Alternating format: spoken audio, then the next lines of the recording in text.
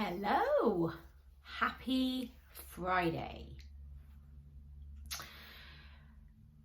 We have on average 60 to 70,000 thoughts a day.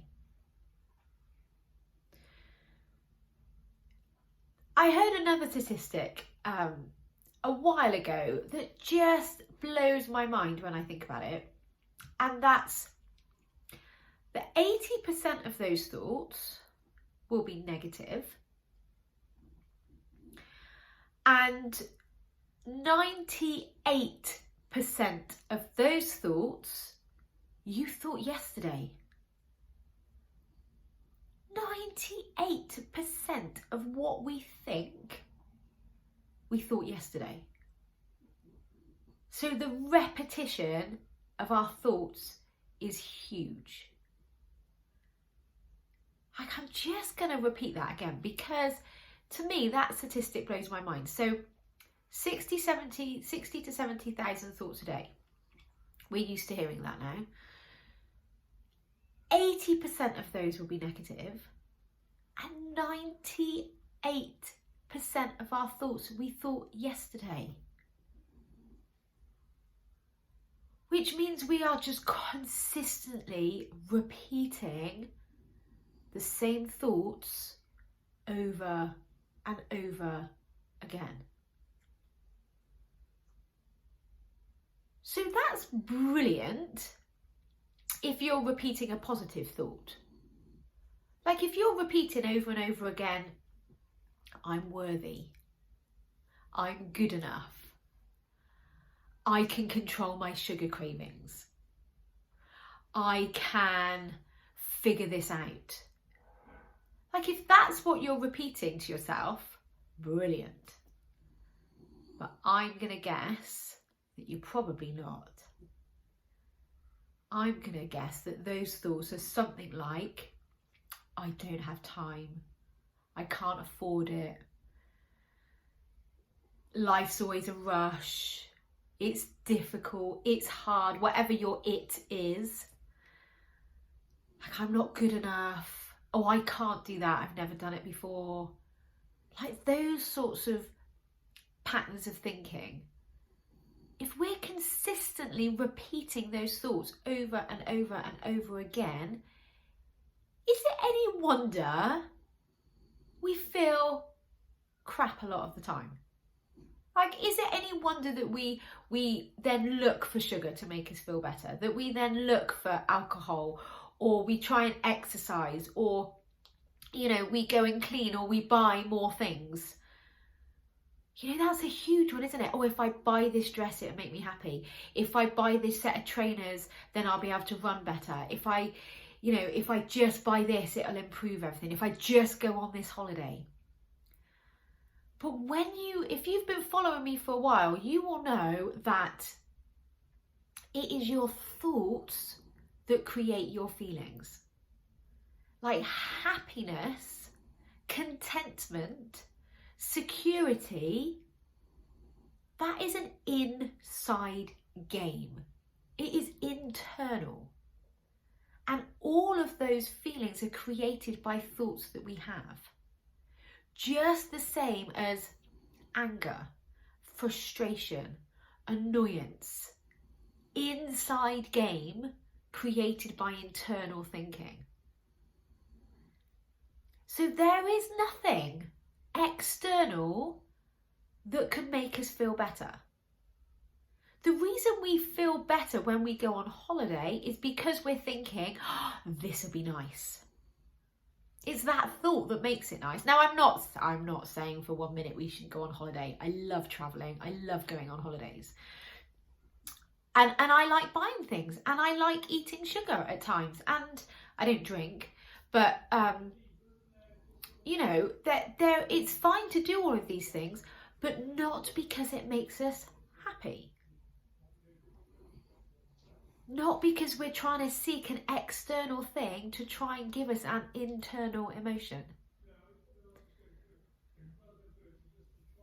So a lot of people are seeking more confidence in their life. They want to have,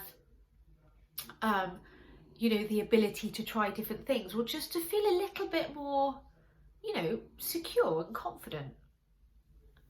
But it's not doing things that gives you more self-confidence. Self-confidence is an internal feeling caused by what we think to ourselves. So if you're saying to yourself over and over and over again, oh, I'm not good enough, oh, I can't do that because I don't have the money, or oh, I can't do that, you know, I've never learned how. Those thoughts, those repeated patterns of thoughts then become a belief. And I spoke about beliefs last week, in the sense that a belief is just a thought that you've had so many times, it now feels true. And because it feels true to you, then we don't even think to address it, because we see it as a fact. It must be a fact that I'm not good enough. It must be a fact that the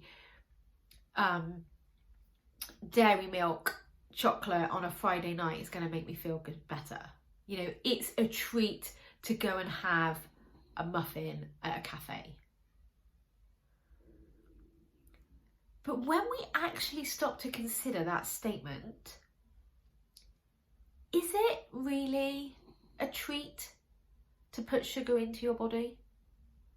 I mean, if you didn't have the dopamine hit and you didn't have the desire, would you still choose to put sugar in your body the amount of times that you put sugar into your body? If you didn't have the thought that you weren't good enough, what would you then actually try and do? If you didn't think, oh, I can't do that because I've never done it before, if you didn't have that thought, what would you try and do? I mean, if we didn't have those thoughts and beliefs stopping us and holding us back, just imagine how much more powerful we could be in our life.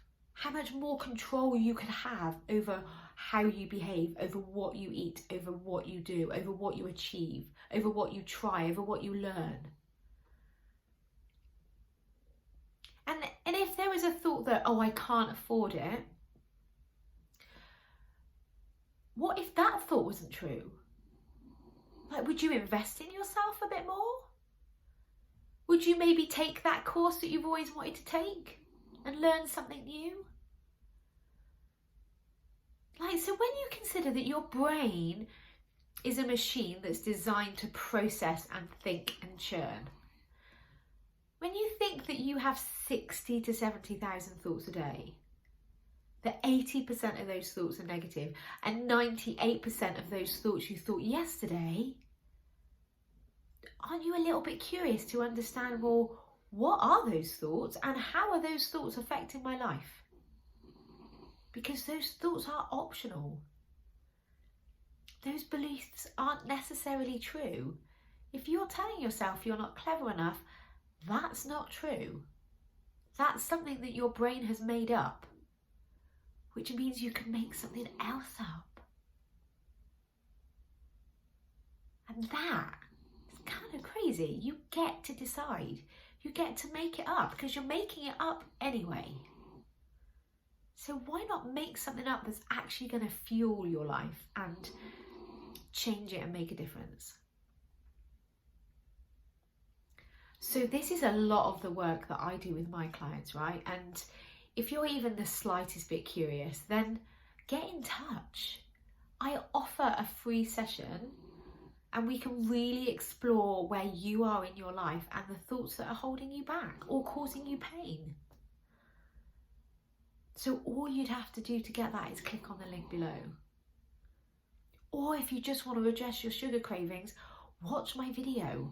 It's like 13 minutes and it'll teach you why you crave all the sugar and 3 really simple steps on how to start controlling that cravings. And I know it works because it's exactly what I've followed. But you've just got to want to do the work in your head. It's not just listening to me that makes a change. It's you actually going away and churning and thinking and deciding in your head what you want to do with your life. Have an amazing weekend, and I'll speak to you again next week. Bye.